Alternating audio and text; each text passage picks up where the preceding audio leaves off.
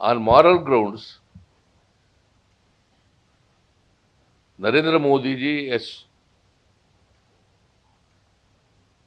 has no right to become the Prime Minister of this country.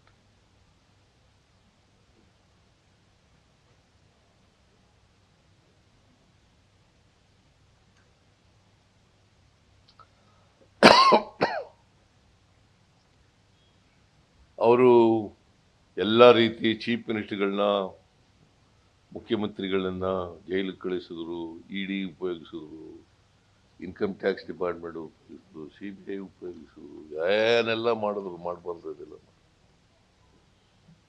ಎದುರಿಸಿದ್ರು, ಬೆದರಿಸಿದ್ರು, ಜೈಲಿಗೆ ಕಳಿಸ್ತಕ್ಕಂಥ ಕೆಲಸ ಮಾಡಿದ್ರು. ಕೋಮುವಾದದ ಮೇಲೆ, ಧರ್ಮದ ಆಧಾರದ ಮೇಲೆ ವೋಟ್ ಕೇಳಲಿಕ್ಕೆ ಪ್ರಾರಂಭ ಮಾಡಿದ್ರು, ಜಾತಿ ಆಧಾರದ ಮೇಲೆ ವೋಟ್ ಕೇಳಲಿಕ್ಕೆ ಪ್ರಾರಂಭ ಮಾಡಿದ್ರು. As A matter of fact, ನಿಮ್ಗೆ ಅಯೋಧ್ಯೆಯಲ್ಲಿ ಇವರು ಗೆದ್ದಿರೋದು ಯಾರು? ಸಮಾಜವಾದಿ ಪಾರ್ಟಿ ಗೆದ್ದಿರೋದು. ಅಯೋಧ್ಯೆ ಇವ್ರೊಬ್ಬರೇ ಹೋಗಿ ಪೂಜೆ ಮಾಡಿದ್ರಲ್ಲ, ಇವರು ಮತ್ತೆ ಯಾರವರು, ಜೋಗಿ ಇಲ್ಲ, ಅವನು ಕರ್ಕೊಂಡು ಹೋಗಿಲ್ಲ. RSS ನ ಮೋಹನ್ ಭಾಗವತ್ ಏನು ಇವರೇ ಇದು ಮಾಡ್ತಾ ಇದ್ರಲ್ಲ, ಅಲ್ಲಿ ಬಿಜೆಪಿ ಅಭ್ಯರ್ಥಿ ಸೋತಿದ್ದಾರೆ. ಲಲ್ಲು ಸಿಂಗ್ ಅಂತ ಒಬ್ರು ಬಿಜೆಪಿ ಅವರು.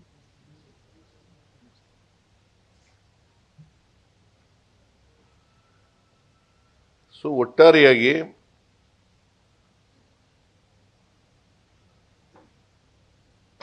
ಬಿಜೆಪಿಗೆ ನನ್ನ ಪ್ರಕಾರ ದೊಡ್ಡ ಹಿನ್ನಡೆಯಾಗಿದೆ.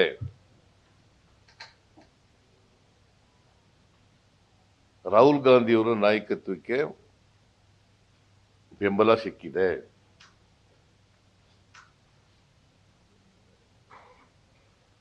ಅವರು ಮಾಡದಂತ ಪಾದಯಾತ್ರೆ, ರಥಯಾತ್ರೆ, ಅದೇ ಭಾರತ್ ಜೋಡೋ ಯಾತ್ರೆ, ಇನ್ನೊಂದು ಮಣಿಪುರದಿಂದ ಇದಕ್ಕೆ ಮಾಡಿದ್ರಲ್ಲ ಮುಂಬೈಗೆ, ಅದು ಇನ್ನು ಕನ್ಯಾಕುಮಾರಿಯಿಂದ ಕಾಶ್ಮೀರದವರೆಗೂ ಮಾಡಿದದ್ದು.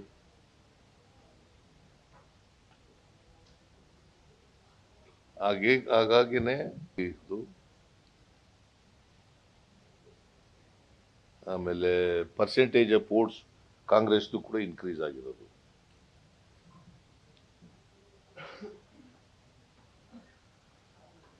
ನಾನು ರಾಜೀವ್ ಗಾಂಧಿ ಅವರಿಗೆ, ರಾಹುಲ್ ಗಾಂಧಿ ಅವರಿಗೆ ವೈಯಕ್ತಿಕವಾಗಿ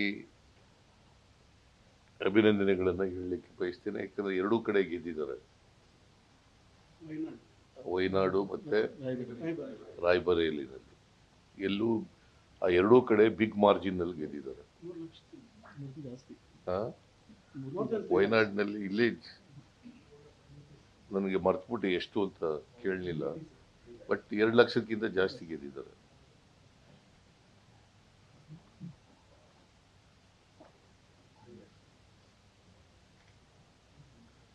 ಅದರಿಂದ ಮತದಾರರು, ಯಾಕಂದ್ರೆ ರಾಹುಲ್ ಗಾಂಧಿ ಅವರು ಬಹಳ ಸ್ಪಷ್ಟವಾಗಿ ಪ್ರಜಾಪ್ರಭುತ್ವ ಉಳಿಸಿ, ಸಂವಿಧಾನ ಉಳಿಸಿ ಅಂತೇಳಿ ಜನರ ಮುಂದೆ ಮನವಿ ಮಾಡ್ತಾ ಇದ್ರು. ಅವರ ಭಾಷಣದಲ್ಲಿ ಎಲ್ಲ ಕೂಡ ಸಂವಿಧಾನ ಹಿಡ್ಕೊಂಡೇ ಭಾಷಣ ಮಾಡ್ತಿದ್ರು. ಸಂವಿಧಾನದ ಕಾಪಿ ಹಿಡ್ಕೊಂಡೇ ಭಾಷಣ ಮಾಡ್ತಾ ಇದ್ರು. ಸಂವಿಧಾನ ಉಳಿಸಿ, ಪ್ರಜಾಪ್ರಭುತ್ವ ಉಳಿಸಿ,